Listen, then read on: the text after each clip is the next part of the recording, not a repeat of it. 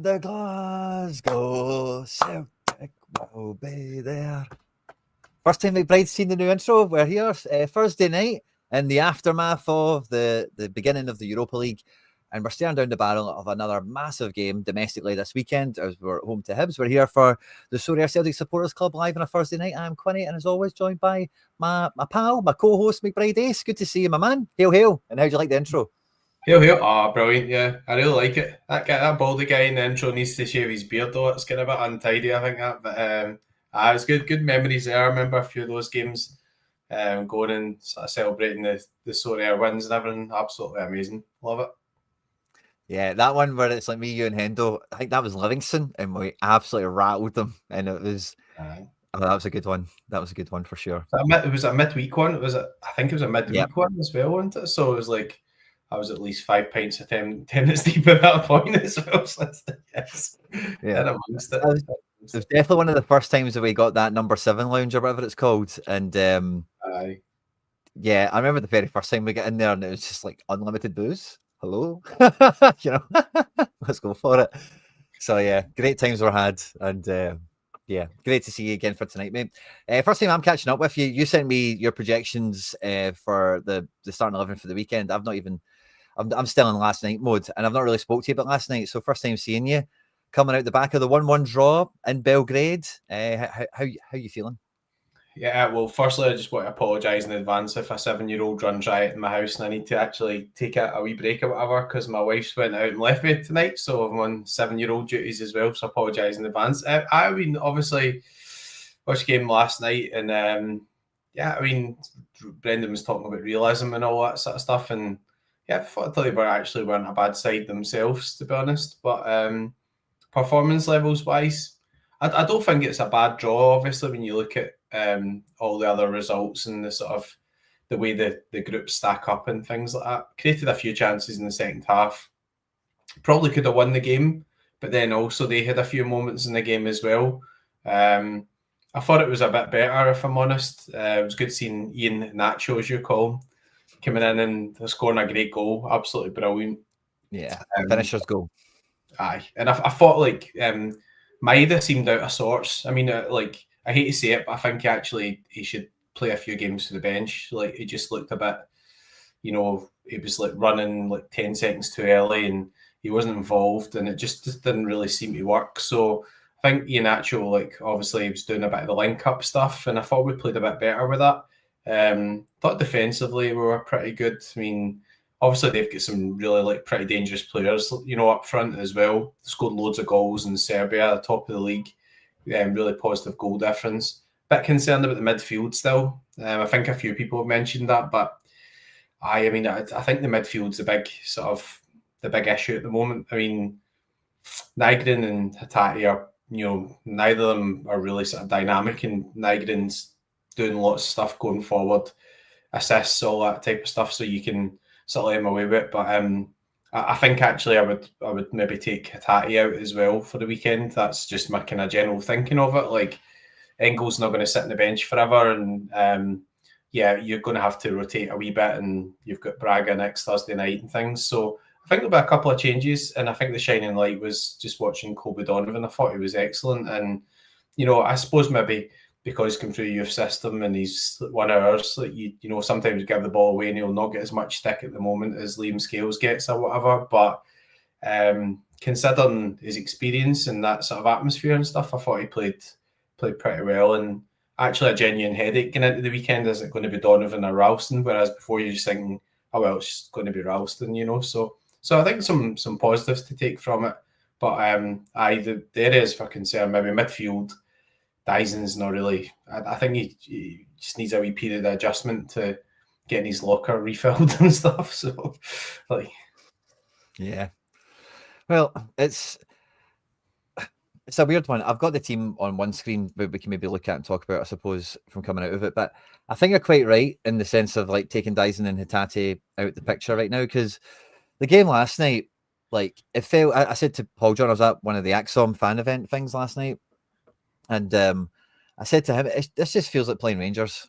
Like, this just felt like, the actual, if you just coloured the teams white and blue or white and black or whatever, and said, "Who are Celtic playing right now?" I'd say Rangers. It was quite a similar level of like threat. You couldn't write them off. They were very much in the game the whole way through it.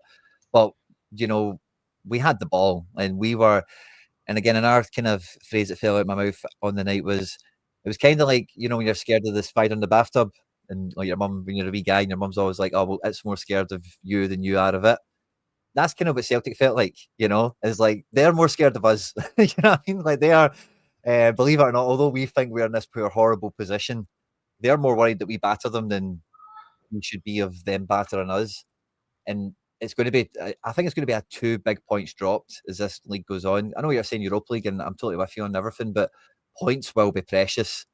And 2 points off of whatever we end up on will make a difference. I just don't see how it wouldn't, for how tight. You look at it last year, Rangers finished 8th. I think they had 14 points. And see the teams that didn't like qualify at all, they had 10. So the whole thing was like 14, 13, 12, 11, 10. Like maybe 1 or 2 teams had 10. Yeah. Like, so 2 points is going to be huge, I think, come the end of the group. And that was a game where those 3 points, we should have got them, really, if we're being kind of fair enough about it. Hatate didn't do enough. Maeda was a waste of a first half. It was basically like when Kyogo was bad. It was like being a man down, he just got nothing. He just had a guy up there, and it was like nothing else was happening. When Iheanacho came on, it felt like we went up by 2 guys all of a sudden, like it was weird how it was such a difference night and day, wasn't it? So I'm totally with you on that. I could see that happening. Certainly in the aftermath of it is maybe take them out. Because again, Engels needs a start. He's been bursting, and Hatate's he's just not got the end product part right now, and that's what Hatate's game's all about. I've got a 7-year-old that wants Giant Watsons. I'll stick with things. We'll wait till McBride returns. But this is the team. So the breakdown video came out earlier today, depending on when you're watching this. Maybe you've watched that already, maybe not. But this is the teams as they lined up for the game. I was quite surprised they started. I wasn't too surprised. Radonjic definitely is one of their big money players, as it were, top talent. Thought Tierney did a great job of pocketing him, but this is otherwise a very expected team.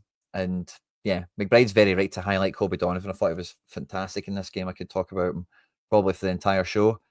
But yeah, Hatate and Negren, they got all around the pitch. They did so much, but there was just, when the pressure's on this back 5 to get over the halfway line and start an attack, it's just not happening. We're so easy to cover out of the game, and by the time someone does drop into a pocket, it's already kind of not really worth, and then it doesn't eventually come out to where it should, because people the midfield is just so. I'll make McBride's back. Sorry, I get stuck into that. So far spread apart last night in the first half. But yeah, I just thought I'd flash that up. That's the way the team started. Sorry about that. Giant Watsons. Important thing today. Yeah, I mean, obviously Yang starting as well, so yeah, I thought actually they played pretty well against Partick Thistle. I mean, it's a weird one as well. I'm finding this dynamic a bit weird just now. Like, it was an unusual one because you had the sort of bright sunlight and stuff like that, and you didn't even know if the ball went into the net, and then you're kind of looking at Yang, you think it looks as if he's headed it past. There's no reaction, and it's we've scored. It was like that camera angle, and it feels like an unusual sort of surreal feeling just now. Obviously Yang, who was in Birmingham, didn't move. Maeda seemed to want to go, and been told that we would be signing somebody, and maybe we'd be going. Now he's back, he's not firing, so things need to kind of settle down a bit, dare I say. The window's shut. There is no chance of moving. I don't think there's no other windows open, so it's going to be a January thing. And I just been some stuff happening. You just kind of look at it, it just feels a wee bit sort of surreal, and I don't know how you felt about the game as well, but I don't really feel, because of all this dynamic with the board and the fans and stuff like that, I didn't really feel up for the game last night. You were in the fan zone, but I was just sitting watching at my couch, right? But I just didn't really feel as passionate about it as I have obviously with the Champions League stuff. So I don't know if that's a sort of mixture of what's happened, stuff with the board, been in the Europa, but it just kind of, me, just seemed like watching an hour game, and it's a wee bit sad that, but hopefully all that stuff settles down a wee bit as time goes on, obviously. It's been a wee while since we've had the Thursday night blues I think, when it's, we're playing Thursday night, great. I know, I'll say this week it was Wednesday, right? Which is why it was weird, right? Because the whole day I was actually ramped up for the game. I was super excited. So, like, from as soon as I'd got the kids into school and kind of got to my desk and thought, right, what's happening today? And as soon as I realized, oh, we're playing West Saturday night, that was all I could think about all day. I was absolutely ready for it. It was a bit of an anticlimax in that regard, I suppose. But yeah, it kind of paints into what you mentioned in the tip off as well, like Roger's talking about the level and expectations and that kind of thing. And really, like, this is a Europa League team that we have. This isn't a Champions. I was thinking about this again last night. It's kind of weird. Like, I do see, and this is the point I was thinking about. This is like a Europa League team, like a good Europa League team, I would say, on paper. And then the Champions, I don't think this is, when you look at like Yang and Taneki and stuff like that, Taneki's been fine, right? But against So Young-woo, and again, So Young-woo, me and you both have a bit of background on. This guy is a big surprise in Korea that he didn't go to the Bundesliga or something like that out of Korea, because he was clearly like one of the best players. He's the Korean national team right back by all accounts. And there was a few moments in the game where you even seen him and Yang like sharing a bottle of water and having a bit of a chat. Like, I think when the goalkeeper was injured, when Iheanacho blasted the ball off his face, or something like that. Maybe that's a bit of an exaggeration. He didn't totally have his way with So Young-woo, so you can imagine if he's playing against insert Champions League team right back, it might not look as great as he did against Partick Thistle. I think we could all probably acknowledge that at this stage, But the Champions League actually has some worse teams in it than the Europa League. Like, in terms of the bottom of the standings, the Europa League is way better for me. And that's probably a weird difference that the competition has, that it's such a narrow bandwidth of team strength, compared to the Champions League, where it's like, it's really like you really do have a top and a bottom on that are completely different to the middle in some ways, So I just thought that was a kind of weird thing. Yeah, I mean, and I hate to say it as well, but like when you were watching a game, it was kind of like a small element of relief that we weren't playing like Real Madrid, or we weren't playing like totally. No, because like it's Cal McGregor's been an absolute legend and all that sort of stuff, and I'm sure that some of the stuff he does is actually part of the game plan and part of the tactics, so that's fine. And maybe we don't like it, gets the ball, and you think, yeah, why don't you go forward with it? And that's not what he does. And then obviously you've got Negren there, and he's a good footballer, but he's not the fastest player, if that makes sense. And then obviously Hatate again has moments of quality on the ball, and then has a lot of sort of moments where sort of giving the ball away. And I think that actually, I don't know whether some of the criticism or just the way he's confidence, like he's actually taking some of the easier options rather than more of the expansive stuff. I don't know. Maybe he's just the game plan, etc. there in terms of what you're doing. But I mean, a draw like against them, I mean, had they been a pot 4 team in the Champions League and went away and it'd been a difficult game there, then you would have been okay with a draw over there. I think like that is the reality. But like as you said, we are a Europa League team now. I think that is the reality, and until we improve the midfield position or bring in some sort of better players, then I don't think we're any better than that at the moment. But we'll kind of we're a bit embarrassed about the situation with the window, and we were scraping the barrel for some sort of free agent or whatever it was left, which was not good. But I was saying, and no offence to Adamida, but see when you see the way that Iheanacho links up, he's a better player than Adamida, and that is the reality. Like, he looks better already. Whether or not he'll maintain that and score goals, I think actually he will. When you see that sort of finishing ability, I think he'll be really useful. So maybe that's not been the worst deal. Getting Big Ida moved on. I liked him. He's a good guy, and obviously contributed, and he scored that goal in the cup final and all that type of stuff. But just didn't rate him at all. That's just my honest opinion. I just don't think he's a good footballer. And Iheanacho, I think he'll start at the weekend. I would start him. I think after he's played some minutes and he scored a goal, get him involved. Scored 2 goals, wanted the penalty. Love to see that. No, you're a midfielder, I'm a striker, I'm taking the penalty. Wanted the goal. I think that's the right attitude. So get him in the team. That's what I would do.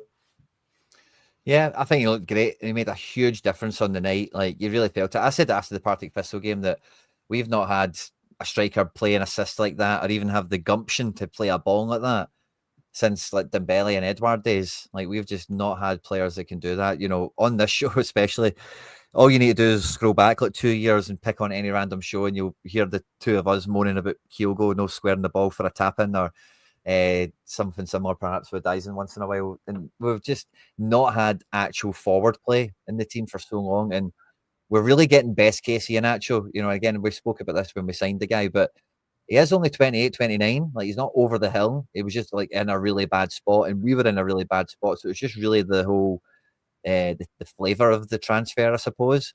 But this is a guy, again, I've spoke about on this channel, and I don't know what your feelings are, McBride, but when he was leaving Leicester, when Leicester got relegated, he was a player I was looking at saying, that's somebody Celtic should go after right now.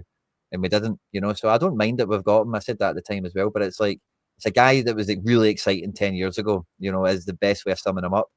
But the thing that he does give you in that regard for us is that he is like tried and tested. He's been around the block, you know, in some big sweat, you know, in some big cities, as it were.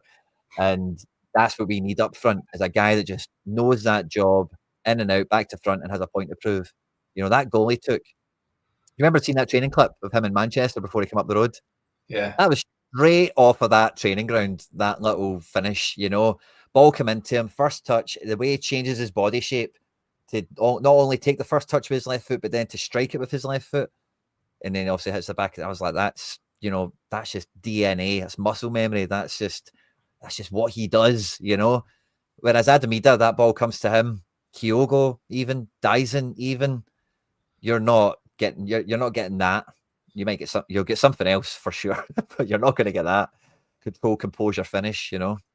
Yeah, I thought he looked good, and obviously you'd all these clips, and he was getting ridiculed, and he looked fat and all that. So you wonder whether some of that stuff's just the same way as somebody puts together a montage, and this guy looks like the best player in the world or whatever, and you know, like, it's just a montage, and really he's been just rotten. Like, so look, I think, like as you say, you know that he's going to score goals, so that is a good thing. There's still other work to be done. I mean, I don't think, like, you know, if we do get to January and we're in a position where we're still sort of up there or whatever, then there's definitely still work to be done, whether or not Brendan's staying, because at the end of the day, you've got to move forward. You know, you've got to keep moving forward. There's going to be other guys going by the looks of it. It looks like, you know, obviously Dyson really wanted to go, and I'm not taking any offence at the fact that he wanted to go or whatever. Like, you know, if that is a situation, then okay, but it just sort of shows up the transfer dealings, because you mentioned Kyogo, right? Like, you know, I think that actually taking the 10 million for him, when you see what he's done since, which is hee-haw, that actually wasn't a bad deal for us. We paid about 5 or 6. We get loads of brilliant years out of him. He was sensational. He's on my wall behind me. I really loved him, and we got the money back for him. But the problem was he went, and the manager sitting in a press conference saying, I want a striker in, and we didn't get one. So, you know, it's all coming back to that, and this nonsense about the transfer window and this happening and that happened. You've had like 7 months to sign play. I'm not accepting any of that crap at all, honestly. It's just, you know, that they're going to have to take some responsibility for some of that stuff, and these daft statements that they put out, and, you know, whatever. That's the board are going to have to take responsibility for stuff like that, because we're piling up loads of money, and we're paying loads of money in corporation tax to HMRC. You know, that's a record signing in the last 2 years. HMRC, 12 million. Honestly, what a joke that is. Oh, we've got loads of money. Everybody's envious of us. Oh, we've got loads of money. So what? Like, we want to be? Do we want to actually be getting into this competition going, I really fancy us to get to a quarter final or something? Not looking at it going, oh, well, we're just a Europa League team. Because that's the way me and you've just discussed that there, isn't it? And everybody's like, it's fair. It's fair. Exactly. Because the thing with it is, like, it's missing. And, you know, Iheanacho gives you a little bit of goal threat that we didn't really have before, a little bit more of, like, the thing that's pained us so much is the 50-50s, the sitters. Like, we get some of them, man, don't we? And if somebody can put away 3 of them, like, you know what I mean? We'll be in a completely different stratosphere of what our season looks like in so many ways. So that's a nice thing. But there's no, like we're talking about with Hatate. I like Negren a lot. I think he's been doing great stuff. Taneke similarly, but Taneke, like, I don't know how much European football Taneke's played. He's certainly not played Champions League. I don't know what he's done with Europa League with Bodos and whoever's in the past. Maybe something, right? But as far as I'm concerned, he's wet behind the ears in Europe. He's still like going away to mad stadiums and giving it a go. And he had a bit of a lesson last night in that regard. Balikwisha, if I ever wanted a Celtic player to absolutely be a fire, would be Balikwisha over the last couple of years. And he's just not really. So anyway, I think you're right. We should be looking at the team thinking we're getting to the quarterfinals. We're going to finish top 8, get a bye in a round. We can then strengthen in January. We'll do something cool there. And then we'll go after making a real run at this in the second half of the year. But when you look at the squad and when you look at the fixtures, it's really hard to be like certain or optimistic about where Celtic are roughly going to be. Because like I mentioned, you look at the competition last year, which is the only year of the current format that we have, with no drop down from the Champions League, the big group table thing, all that jazz. It was unreal tight. And looking at all the entrants this year, it's hard to imagine it's going to be much too dissimilar. You know, you maybe expect your Aston Villas and whatever, maybe run away at the top end, maybe 3 or 4 teams at the most. But outside of that, it's going to be 1 point separates so much, you know, on the table. And we really should be the champ. If we are in this competition, we should be one of those guys that are like, yeah, we should be aiming for top 8. You know, we should be getting 9 points at home, 6 points on the road, easy, you know, and just go for it. But it doesn't really look and feel that way. 1 point on the road against Red Star is not too bad, I think, in the grand scheme of things. But I think it will be in reality, now that we've seen the game play, it'll be a big 2 points left on the table, I think, for later. But I did think with the squad depth, I've been itching to say this, right? So I'm just going to get it off my chest, right? Transfer window's closed, obviously. We can't do any more business, right? Yang has been playing on the right. It looks like from what Rogers is saying, Balikwisha will not play on the right. Dyson will only play through the middle or on the left as of last Friday. And we've seen Yang start 2 games in a row at right wing. Is the best thing financially Celtic can do right now is hire and accommodate Yang's bird for as long as he's here now. Like, because let's call a spade, right? If we're going to sign Simpson Pussy, pay his wages and no play him, Callum Osmond, Shinya Maeda, and Amura, and put them in the B team. Some of them were in the B team last night when we were in Europa League. I think it was Osmond and Amura. Why are we not hiring her? Whatever she does, just hire her. You know what I mean? And then we'll get Super Saiyan Yang. You know, we'll get Yang at full power, and he'll score some goals and stuff, and maybe we'll sell him for a few quid in January. We can buy somebody else or whatever is going to happen. But if this is all the options we've got for right wing, we need to get Yang as bird. Yeah, we need to get her in for as long as he's here. Surely. Yeah, I agree with that. Yeah, I mean, I don't know. I mean, Taneke, maybe he could play right wing. He does look as if he likes to cut in, but he's got a bit of pace. And I never really understand or get my head around why somebody that's right-footed cannot play right wing. Like, he surely can play right wing. It might be that you've got guys who have their preferable position.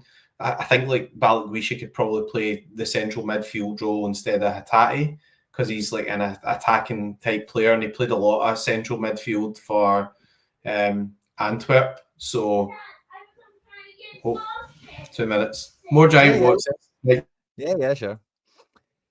I was going to come on to that point, because I did mention in the breakdown as well, like, I was surprised in this game because Taneke didn't get an easy time off of So Young-woo. And if you did watch So Young-woo, like, he actually was very good for them in these types of areas as well. Wasn't just like a right back. Very, very good. And Taneke grew into the game. I think he did the test of endurance on So Young-woo quite well in the game. With more support from Iheanacho, you could probably say quite easily as well. But I'm really surprised at some point in this game, because Yang can play left and right very easily. Rogers has played them on both sides. Why at any point yesterday didn't he swap sides? So let's see Taneke. This guy Tiknaz, this guy could have played for St. Johnson. Like, really. This guy was just a jobber. He was just a body, you know, he's just a guy. And So Young-woo was decent. Maybe Yang, or maybe actually, Rogers has already said you fancy going up against him, and Yang's went, no, actually, he always beats me. Maybe that's happened, I don't know. But you'd think at least get Taneke on the right for a couple of minutes. Let's get this guy rinsed, because the Gren and Donovan were doing all the heavy lifting out here, you know? Maybe put him over here for 5 minutes, see if we can, or 10 minutes, get something going. Maybe Yang's got his pal's number, knows his blind spot, and knows what side he can beat him on, or whatever. But no, I thought that was a weird thing that we never seen as well. I saw I can't even say that. It's been a long day. He used to play in Russia, and he was a left winger. So he's been kind of moved back. Because I remember having his Sorare card like 5 years ago. So he's a bit more of a kind of converted fullback. I think probably a guy who's better playing as like a left wing back or whatever, rather than an out and out left back. So I do agree with that. I think like actually you could have maybe got at them a wee bit more there. But I think the conclusion I come to with that is there's a wee bit of an imbalance in the squad just now, because even Jota comes back, he's preferable position is left wing. So we're signing all these left wingers.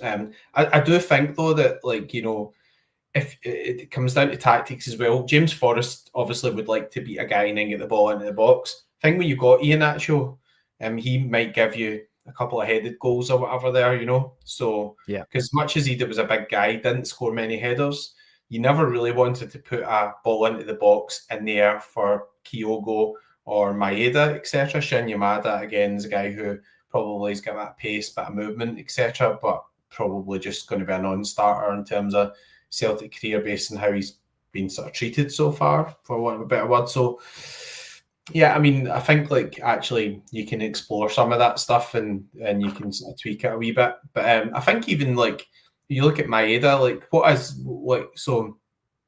Maeda's best position now? Because obviously we know he likes to play or has been playing off the left. He doesn't really have a left foot. He's pretty poor on his left foot. If we've got Iheanacho in the middle, could you maybe play a bit of Maeda on the right? I know Roger said he wouldn't play him on the right, but he's right-footed. And, you know, we've got to find some sort of solutions here to what's going to happen. We can't just really have a situation where it's like, all right, we're just going to play with like three left wingers. So it's like it's like a 4-1-2-3. It's like play it down the left-hand side. So play MFL, just direct all the balls down the left-hand side. You can't do that really, you know. So, and I think that Iheanacho will really, like, he'll be the sort of main guy up front with that link-up play, and then it'll be other guys managing these minutes and all that type of stuff, and hopefully touch with he sort of stays fit and stuff like that as well. But I mean, it's no offense to James Forrest, I just thought he was quite poor in those Kairat games and things like that, and I just think like actually at this stage now he's a valuable squad member, but shouldn't be the first choice, if you know what I mean. He'll do a good job in that squad. He understands the club, brilliant professional, but he's a kind of 10-20 minutes guy at the end of the game, or a cup guy or whatever, not, oh, yeah, we're going to have to start you in the Europa League because nobody else plays in the right wing type guy, you know. So maybe this will be good for Yang, gives him a run. If he does want to go, then obviously need to explore the reasons for that. Maybe just wanted to go because he wasn't getting enough games. So if he actually plays and he starts doing a bit better, maybe he won't want to go. I think I speak to a lot of fans, they'd quite like it if he went. It's like it's a lot of stick. But I mean, I don't think he's by any means, or has been the last couple of games, anywhere near the worst performer or anything either, you know. So maybe he'll develop. I think he's just like, I think last night's a good example of kind of what you get with Yang. I think is that he's like 40% there, you know, like he's kind of like, he goes in the right direction, he does the right decision quite a lot of the time, but he just like loses the ball, or he just makes a pass that goes nowhere, or he just reads it wrong, or he's just always like, it just doesn't quite come together for him. He is just missing a little bit of something, you know. He's got a few goals, he's had a few nice moments or whatever.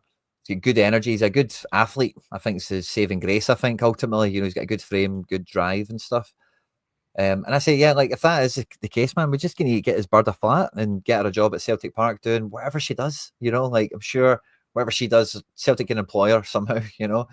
The Maeda thing's interesting, right? Because I actually think that could be maybe the cheat code here to really getting the most out of everything. Because if you've got Maeda starting on the right, Maeda's just not good at crossing. He's not really good at much that's technical based, right? He's got a nice finish on him and stuff like that. He's good at good awareness, reads the game well and stuff like that. High energy, as we know, but he's never playing pure beauty of a balls. A lot of his doesn't have very many high quality finishes, you know, where you're like, oh, that was a real clinical, you know. He's got a few of them, of course he does, but you know, it's not a feature of his game, you would say. And maybe just playing him on the right, where it's much easier for him just to set up some tap-ins, you know, as well as like if the ball is coming down the left, he can still do his thing anyway.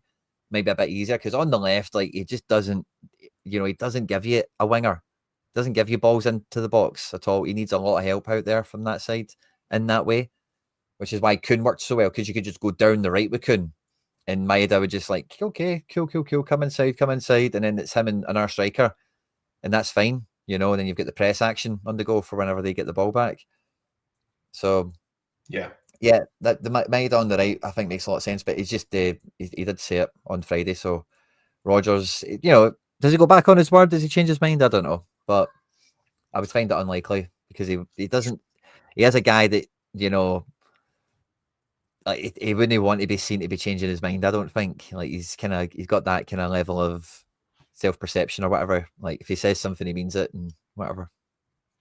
I think that's probably what will happen, and then it'll just be, I mean, the thing you really need to kind of get Maeda back to a bit of form. Otherwise, there's pound signs that are dropping off the prices. And I know where people say, "Oh, I've got loads of money in the bank and stuff," but realistically, if he's not going to sign a new contract, there's moves available. You've got to get the money for him, and you've got to use it. So let's hope that the board are actually listening. I'm sure they will be, but I think there's an element there of a bit patronising, like that statement and stuff like that, like, oh yeah, we're doing well financially and bloody, and reading it and stuff like that. And it's like, yeah, it's not very good PR wise, guys. Like, even if you do mean it, you've not written that very well, Yeah. So yeah, but the reason I was mentioning that is, all right, you get 15 million for Maeda, and everybody was sitting going just now, who we're going to buy with that? Nobody, probably. So Iheanacho's got a contract extension, what to do, free transfer type thing, So there'll probably be a few movements in now, but you wouldn't be at all surprised if a team took Maeda in January, because it's a very difficult window to do business in, and so if your team can get a striker, then they'll be falling over themselves to get somebody like Maeda. So I think he'll go in January, to be honest. He doesn't really look happy, and it's a shame for him, because I think he's given Celtic loads, and I've really enjoyed watching him, and he was brilliant last season. He really dug out our season last season, with Kyle go away, and he was player of the year and all that type of stuff. And a shame to see him go on a sort of on a whimper, because he's put in a huge effort. And yeah, a shame. Yeah, I agree. Yeah, he's been great, but he's not been perfect. And I think it's kind of like, I don't know. Is there maybe a wee bit of a sentiment of he's got a wee bit too big for his britches, because like he's had a transfer fall through, and now like he isn't firing anymore. He hasn't really clicked. He's still not producing the same level that he was last year. Clearly, I know he scored recently, obviously with the celebration he had and stuff like that. But yeah, I think we all can see it's just not all sunshines and rainbows in the garden. I'm just going to switch it to like an 11 page, and then we'll just kind of line up and we'll have a wee chat when McBride comes back about what we think might happen. Sorry about the weekend. We're kind of, that's no problem. I did give you advance warning, Quinny. No problem at all, man. 2 Watsits runs and a water run. That's the joys of the party time on a Thursday night in the household. Where is Murray Boy? There we go. I don't think we see Sinisalis. I'm not going to put him on the board for this. But yeah, I think that's probably everyone that's in the mix, that's in contention for this one. Now, it is Hibs, right? So I don't think Rodgers... Again, we've got Braga at home next week, 5 o'clock kickoff. So that's a game where we need to win. Like, if we draw away, we need to win this home game. Like, 4 points from the first 2 games, I think, that's bordering on positive. It's probably still neutral for me. So will there be some squad management? Now, I think the first thing we can talk about quite quickly and easily is at left back, because Tierney played 90 minutes against Partick Thistle, then goes on to play 80, let's just say 80 minutes last night. And obviously we've got Hibs Braga in quick succession. I can't see Tierney starting this game. I'd be surprised. Yeah, I totally agree with you. I totally agree. I mean, it does look as if we're trying to build him up, but going 98 is actually a real positive sign. I thought he actually looked a bit better, to be honest. Like, he got down the line and he played that one across where Negren's hit the shot, and you thought it's going to be a goal, it went straight at the goalkeeper. It's one of those, maybe he's hit it too well. If he'd have scuffed it a bit to the side, it would probably went in the net. So I think he's doing well, and obviously this is a prime game where I think you can maybe start Sorare and then Tierney's there. You bring him on for the last 30 or 40 or whatever. hopefully then firing for Braga. And it's not to do with the side, but I mean, Braga, like, I've got like quite a lot of Braga players in Sorare now. And I watched the Mid-Shireland and Sturm Graz game because I've got a few guys from Mid-Shireland as well. And so we play Braga next. Braga are in poor form, not winning many games, really kind of struggling.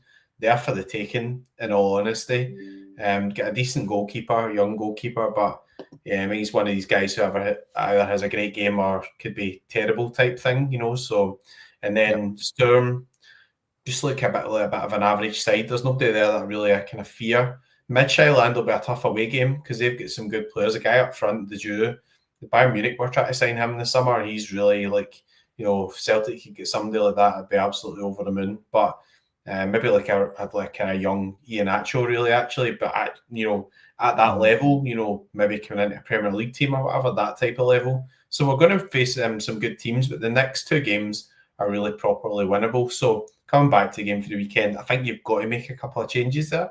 I think like you've got to keep it fresh, or you make one or two, three changes, and then you can rotate guys after 60 or 70, and then you've managed some minutes ahead of that game on Thursday as well.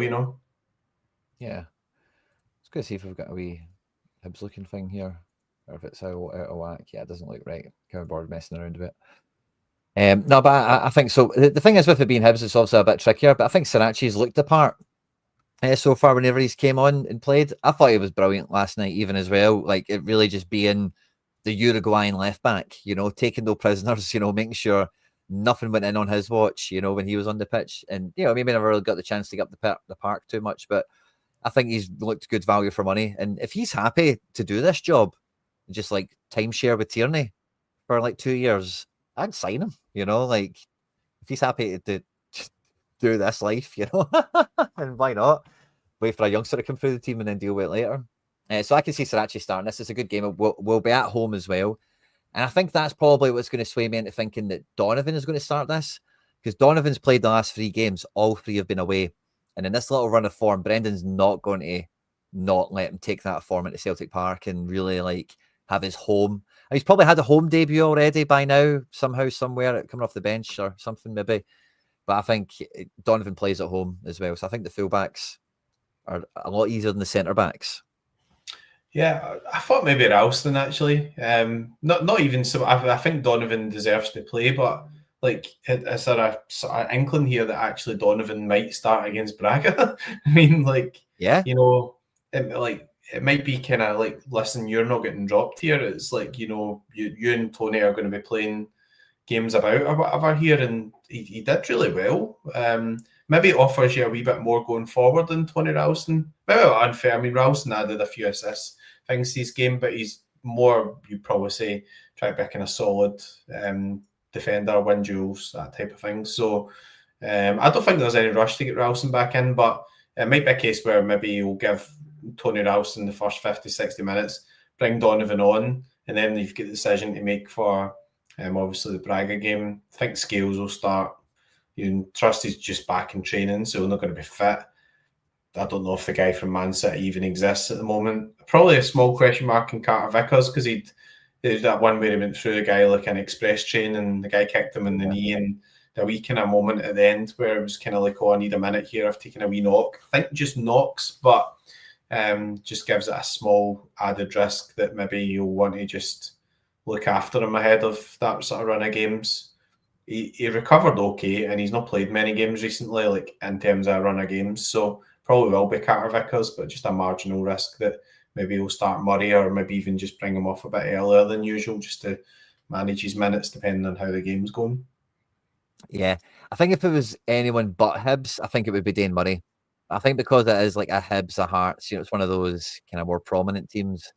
He probably does try and get Vickers in this one. I kind of forgot about the little bang on the knee that you mentioned there. It's a good point, by the way, and probably has a bit of. Carter Vickers isn't too far off the same situation as Tierney in terms of how much you need to wrap him up to make sure you can have him for all your big games. So it wouldn't surprise me, but I say it because it's Martin Boyle and Hibs and the way they play and stuff like that. I think he will. I think he will go for Vickers. But I can't see. I just can't see him not starting Donovan at home after him playing away at Kelly on the plastic, away in Maryhill, and then away in Serbia. three different games. I don't know. I just can't see him. I just can't see him no playing them, to be honest. He looks good. I mean, obviously he's only up. He's 19, so he's probably not tired or anything at this point. He'll just be buzzing to be playing for Celtic, and he's handled it well. So I don't know. Yeah, We'll see. I mean, if he has to change Tierney, then I don't think he's the type of guy that likes to make a lot of changes at the back. You know, it's reasonably solid at the back, so maybe it'll be Sorare and then Ralston will come on. But I think like between Ralston, Donovan, Sorare, and Tierney, like you'll see them all at some point in the game. I think that would make a lot of sense. Manager already announced we won't something. I don't know what that is. Oh, I don't know. Sorry. I thought I missed something in the chat there. But yeah, that's a good point in terms of mixing up the defence and stuff. I could definitely go along with that. McGregor is obviously the immovable object in midfield. We all know that. But I think the rest of the midfield is kind of interesting. McKeown has got 2 goals this season. I think the Gren's got 3. So McKeown's right up there for our scoring charts this year so far. So with the midfield not really firing, like, should his name be in the conversation? I think it should be, but I don't think it really is for this game. Again, if it was like, I don't know, who's in the bottom half? If it was 4 of the bottom half, I think you could see McKeown and Murray coming in. But I don't think so with it being Hibs. So, yeah, quite strong, I think, Quinny. I think it'll be. So the international break, and Brendan said that they played a strong team against Partick because a lot of guys hadn't had a lot of minutes. So actually, he was kind of saying we need games. We want to get fully up to speed.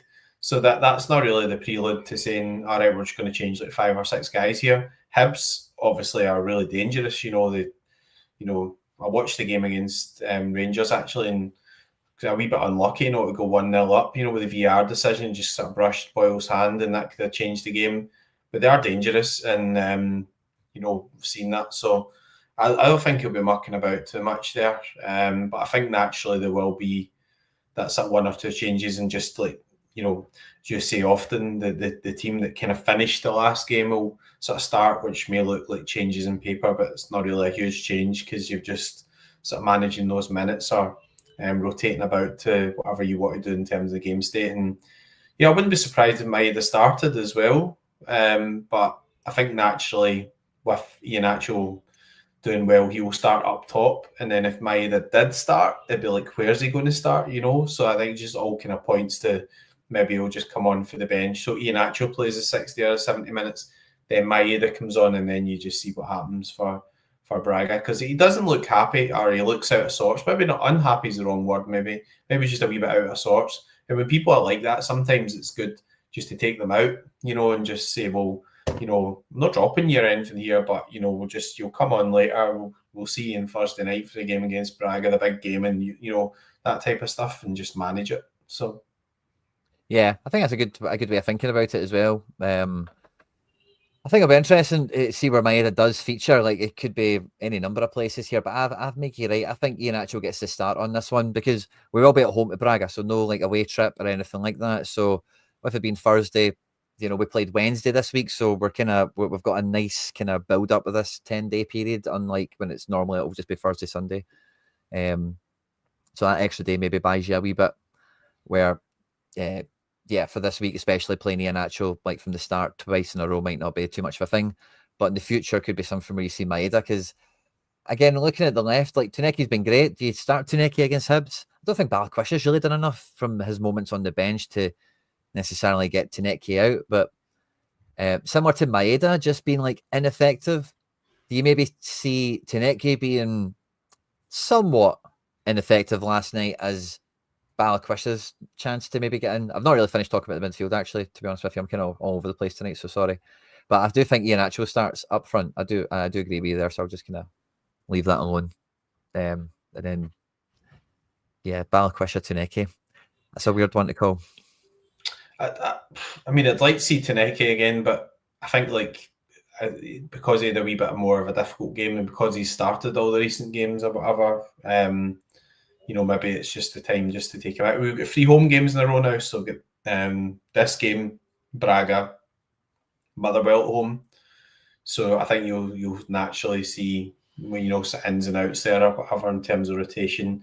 Motherwell game might be a game to see Adain Murray or whatever. Obviously rated very highly in Celtic Park, new contract. Carter Vickers from time to time, touch wood, does have those like knee clean-up things, and he kind of looked a bit out of sorts at times recently as well, so a wee bit of rest sometimes not doing any harm. But yeah, I mean, in my head, like yours, I had to do the predictions for like Sorare and stuff like that, and Sorare inside, and it is quite hard to pick the team at the moment. Like it's not that easy to say, yeah, we'll do this or we'll do that. It's just kind of whatever's in Brendan's mind, and the Engels is kind of overdue a start. I mean, if Hatate was playing brilliantly or whatever, you think, well, all right, fair dues, but like he's not really exactly in top form himself, and it's a guy there Engels have paid a lot of money for, and even if you don't really see him as the solution or the answer or whatever, you still got to try and develop him in some way, and try and bring him on, or just maybe form, or see if you can improve at certain things. You're not going to just forget about him, because the thing is, the way it's going just now, Hatate might go before Engels goes, like so. Or they might both go, whatever, we don't know. There'll be a lot of turnover at some point, maybe, especially when the manager changes. So, yeah, I mean, he's going to have to play a run of games at some point, you would imagine, even if it is, these kind of home games, etc. I think this is a huge game for Engels to start, and like a good, for him. And like you say, I think he's overdue it. I think he is due it. I don't think he's overly superly done enough as well to like really say that's a certainty it's definitely going to happen. But it's maybe just been a wee bit of the I think we're all over the place tonight. But I think this will be the midfield three. I think Negren is absolutely nailed on with how well he's playing, and I don't really. I kind of get the flack that Celtic fans give Negren, because sometimes, he does lose the ball. Sometimes he doesn't win every tackle, right? That's what football players do. But it kind of looks like a tennis player or like a marathon runner or something like that. Like I said on my breakdown to the video, see if he had like a blonde mohawk or something like that, or he had like some sort of stupid look like that. People who wore white boots or something, I don't know.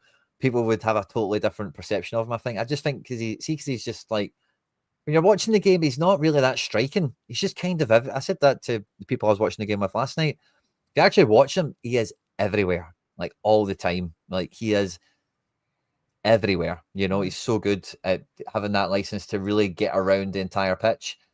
And I think Engels would probably complement him quite well. No, I don't want to say better than the tactics. I think there's been moments where they've worked well. But like you say, with the system, with Rodgers, and what we've seen last night especially, is he likes to put them so far apart from each other. The good moments in the Partick game, pitch is much smaller, obviously, similar with Kelly, is when these guys can get close to each other. That's when we look good. That's when we're doubling up in an area and we're really like putting our quality of player like on show versus the opposition. And I think Negren and Engels does way better for us on the left side of the midfield. We've not really had Engels and Negren midfield as a pair. And I think it's got the makings of working really well. So I think like that, I think this will be the midfield. Somebody in the chat, probably Sanfran, said, can we talk about Callum? I think we're borderline hating him if we keep talking about it, because it's just like we've all seen it. Like we've been talking about it all long enough. Like what more is there to be said about it at this point? He's going to play at this game. I've seen a little bit of a development in the team, not last night in the first half, but the Kelly game, I can't remember what it was specifically, but in the Partick game, you've seen it a bit when Bernardo came on. But there has been a bit more rotation in the midfield since the international break. And I don't know, it was just, the first half, he was just so terrible. It was like a cliche of himself, or a parody of himself in the first half with some of the past selection he was making.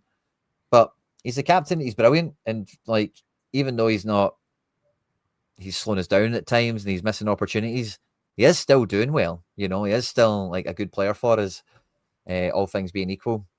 So I think the midfield is what picks itself. It is the front line outside of the striker, I think, is the headaches coming into the weekend. I could see Balakwisha starting for somehow, but I also kind of see Tuneki really getting dropped.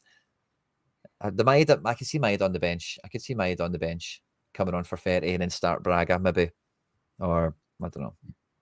I don't think it's so much that Tuneki is getting dropped. It's just that no player is going to play every game.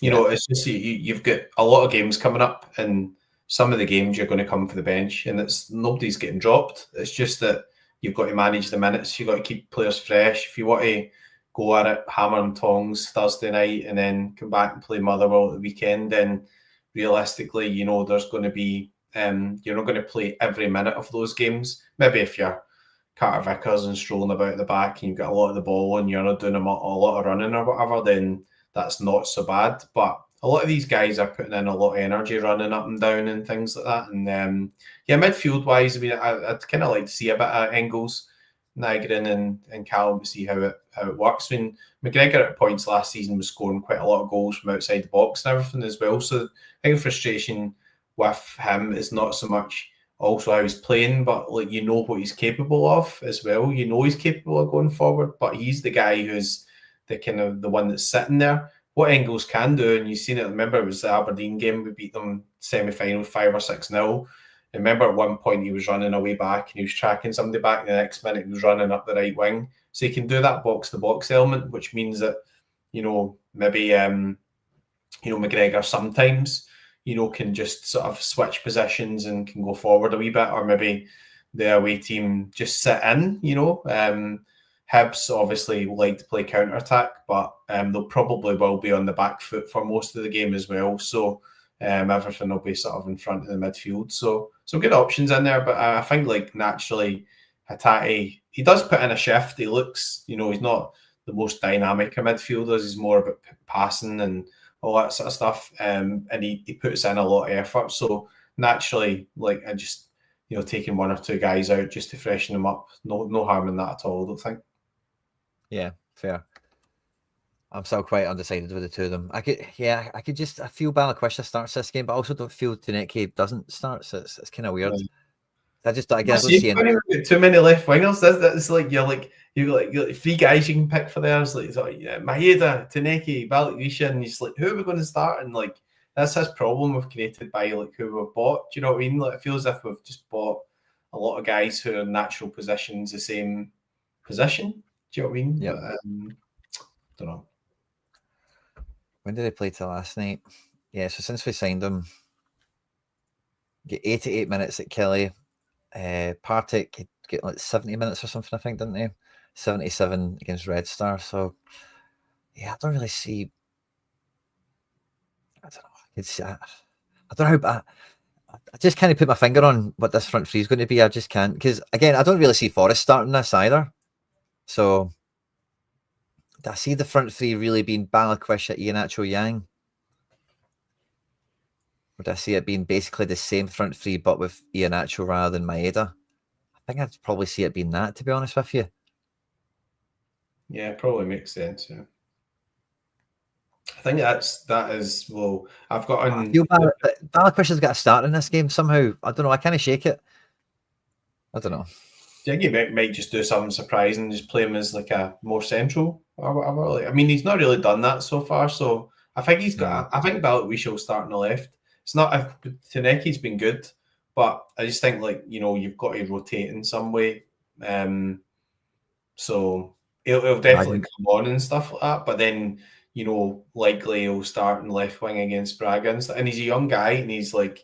He's come in and he's been really enthusiastic and stuff like that, and you need to keep him fresh. You don't want to sort of run him into the ground too early or run his confidence into the ground too early. So he's playing against international standard right back, right? So, I mean, like, there's no disgrace in that at all. He was trying to do things and so Young would play them pretty well. So that's what it is. That's fine. I don't have a problem with that.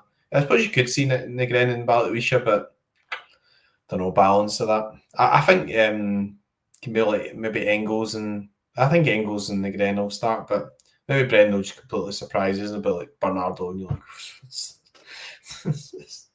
yeah. What are you doing? Something mentioned earlier that I didn't even have Bernardo on screen. Yeah, I don't think this is a game for Bernardo. It was like Livingston or something maybe, but yeah.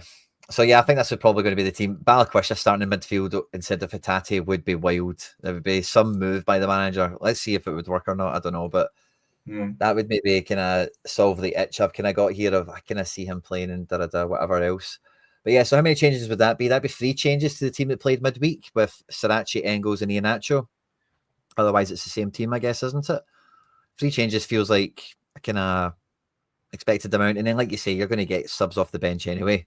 There'll be guys that will feature and all the rest of it, yada yada. Makes sense. Wishes and whatnot. Yeah, Maeda for Iheanacho, Tierney and Sorare. You still get Tierney come off the bench against Kelly. Like, Sorare started the Kelly game, didn't he? Or what game was it? Tierney come off the bench.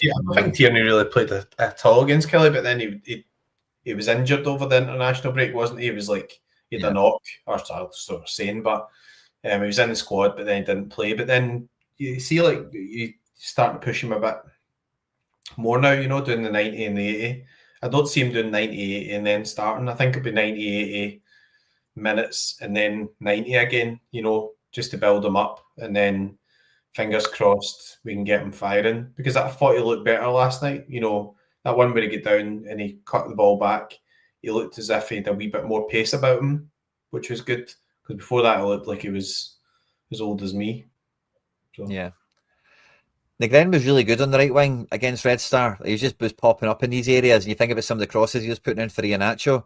He played on the line. Like, he can play in the wing area quite well, but he's not lightning quick, you know. And like Roger said, he's got this natural ability. He just comes inside.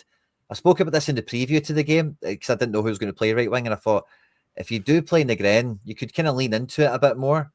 And you could kind of box up midfield here. This is kind of like and then this is kind of like an Aston Villa system, to be honest with you. Imagine this is Ollie Watkins, and then this is like Moussa Diaby or Leon Bailey or something. And then they've got their midfield box, their back four. You could lean into something like this if you played Negren on the right wing. You get Engels into the game then as well, perhaps. And Hatate and McGregor maybe just get a better shift because there's more people in midfield. But then that becomes, if you want to do that, which I think would be a great move, by the way, and then the game becomes then about dominating the middle of the pitch. And our game is not about dominating the middle of the pitch. Our game is about dominating the ball and keeping it away from people. And that means playing on the sides, you know. So I would love to see us like control the middle of the pitch properly. And I'd love to see that. But is that something we could see against Hibs? I wouldn't rule it out. In fact, it's a great suggestion. Sunny Boy 70, thanks for adding it into the chat. We spoke about it in the preview. If you want me chatting about that in more detail, go and check out the preview to Red Star. But I think, yeah, it's a great shout. I love it, but I don't think so, sadly. Brendan's quite stubborn with his tactics, isn't he? So, like, it's like, and I suppose it has worked for him to an extent, you know, in terms of like success and being in there to win finals and all that sort of stuff. So probably won't change so much, but there we go. Yeah. So yeah, I think that's the predicted team I've got certainly for the weekend.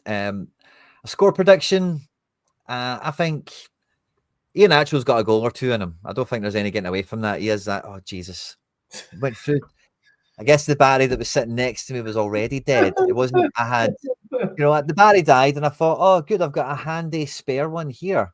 But it turns out that was a previously dead battery that I just put back in and got 5 minutes out. So anyway, sorry, we're on the backup camera. But I think Iheanacho is definitely good for a goal or two. He's that type of striker where service equals goals. I don't think there's any getting away from it. And between the rest of the team, I think there's a goal or two. I think Celtic have got 3 in this. And let's look at the Hibs team.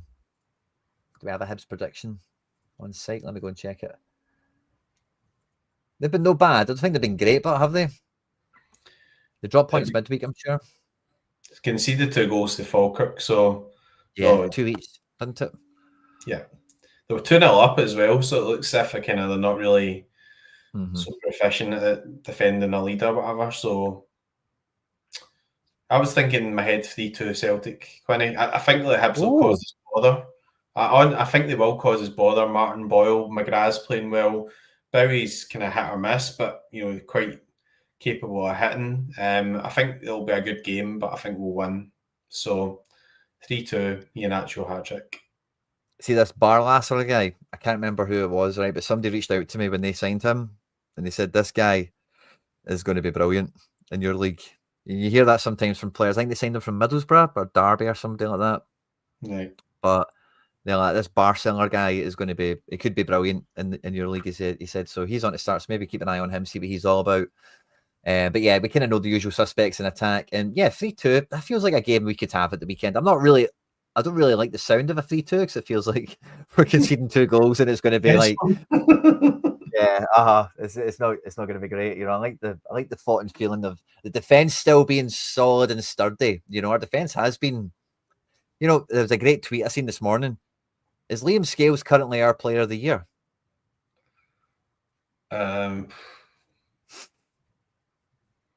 It's hard to think any other candidates at the moment, to be honest. So, probably is.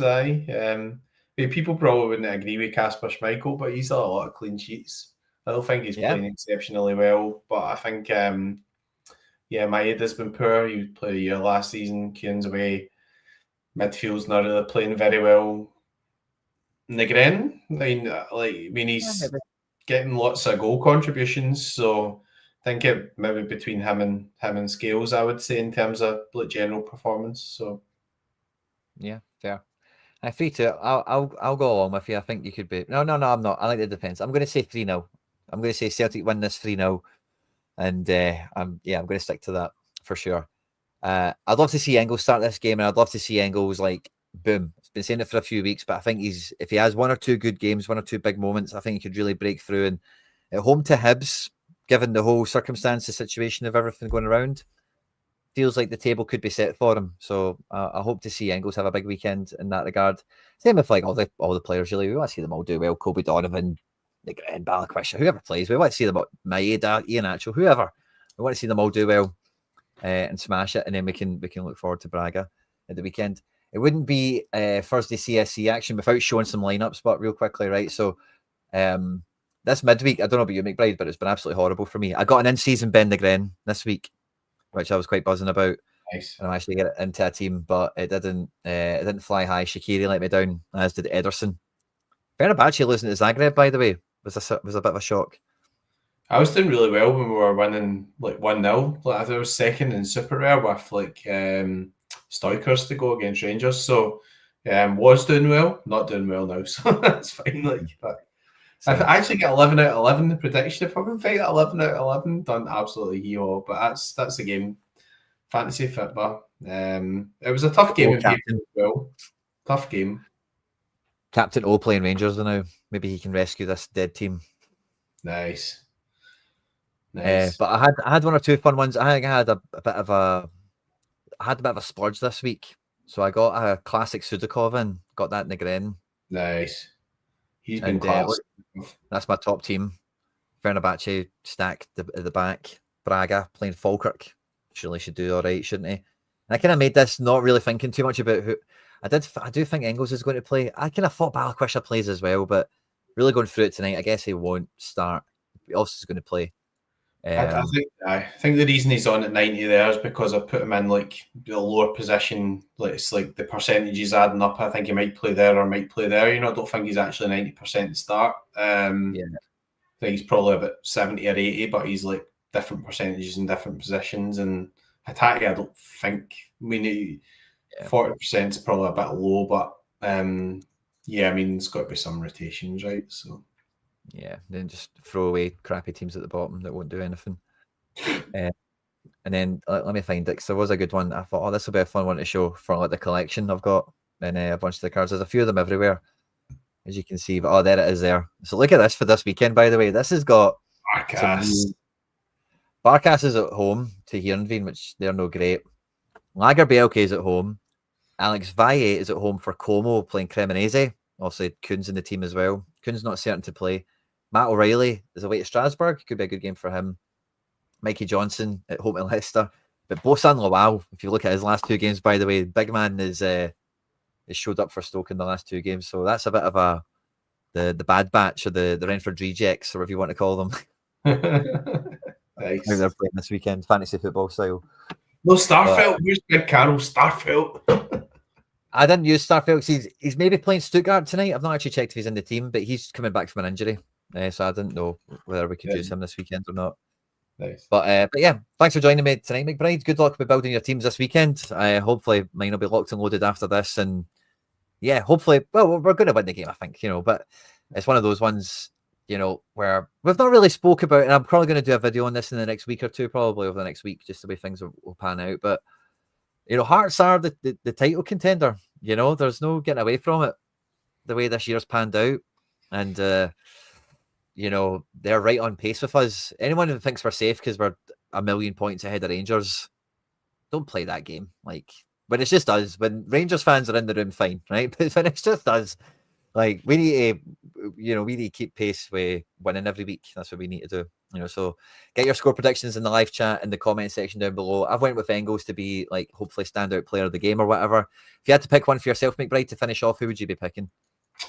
Standout player of the game, Iheanacho. Hope or expectation, Iheanacho. Love it. Iheanacho. Excellent. If you're going to the game, travel safe, have fun. Don't buy in from the stadium or whatever you're going to do and protest, all that good stuff, guys. Have a good night. Thanks for tuning in, everyone. Like, subscribe, share, retweet, all that good stuff. And yeah, more in the hoops. Hail, hail.